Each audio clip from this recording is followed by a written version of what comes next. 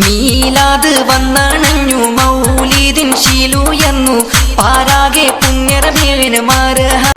പ്രിയമുള്ളവരെ, അസ്സലാമു അലൈക്കും. ഞാൻ മുഹമ്മദ് റസീൻ, മുടിക്കൽ ഷർഫുൽ ഇസ്ലാം മദ്രസ വിദ്യാർത്ഥി. ഷർഫുൽ ഇസ്ലാം മദ്രസ ലൈബ്രറിയിലെ ഒരു പുസ്തകം പരിചയപ്പെടുത്തുവാനാണ് ഞാൻ ആഗ്രഹിക്കുന്നത്. ഇന്ന് പരിചയപ്പെടുത്തുന്നത് പുസ്തക നമ്പർ 23 റസൂലിൻ്റെ പള്ളികൾ എന്ന ഗ്രന്ഥത്തെയാണ്.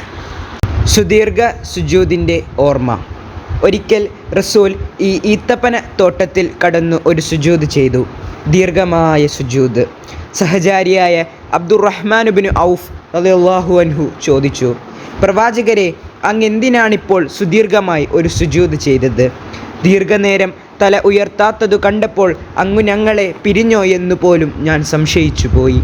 അതിതാണ്, ജിബ്രീൽ അലൈഹിസ്സലാം ഒരു സന്തോഷ വാർത്തയുമായി വന്നു. നബിയെ, അങ്ങേക്കു വേണ്ടി സ്വലാത്തും സലാമും ചൊല്ലുന്നവർ അള്ളാഹുവിൻ്റെ സ്വലാത്തിനും സലാമിനും അർഹരാണെന്ന് അള്ളാഹുവിൽ നിന്നുള്ള സന്തോഷ വാർത്തയുണ്ട്. അഥവാ സ്വലാത്ത് ചൊല്ലുന്നവർക്ക് ഏറ്റവും വലിയ അമൂല്യ സമ്മാനം ലഭിച്ച അനർഘ നിമിഷമായിരുന്നു അത്. ഈ വാർത്തയറിഞ്ഞ ഉടൻ റബ്ബിൻ്റെ മുന്നിൽ കൃതജ്ഞനായി ഞാൻ സാഷ്ടാംഗം ചെയ്യുകയായിരുന്നു. റസൂൽ സല്ലല്ലാഹു അലൈഹി വസല്ലമ മറുപടി പറഞ്ഞു, മുസ്നദ് അഹ്മദ്. സുജൂദ് അല്ല, നിസ്കരിച്ചതാണെന്നും ചിലർ അഭിപ്രായപ്പെട്ടിട്ടുണ്ട്. സുജൂദ് ചെയ്ത സ്ഥലത്ത് പിന്നീട് പള്ളി നിർമ്മിക്കപ്പെടുകയായിരുന്നു.